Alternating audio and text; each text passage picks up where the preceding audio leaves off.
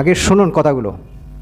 दुआ के मुसलमान है तो पहले कलमा पढ़ के दिखा।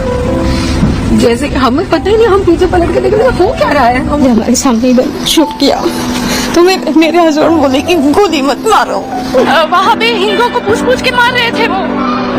যে একটা সম্প্রদায় মানে তারা জঙ্গি, জঙ্গি মানে একটা নির্দিষ্ট সম্প্রদায়, এটা কখনো হতে পারে না। আমাদের ভারতবর্ষ সব সময় সেকুলার কান্ট্রি, ধর্মনিরপেক্ষ ভারতবর্ষ, আর এখানে ভারতবর্ষের স্বাধীনতায় মুসলিম সম্প্রদায়ের মানুষের যে অবদান রয়েছে এটাকে আমরা কখনো অস্বীকার করতে পারবো না, আমাদের অস্বীকার করা উচিত।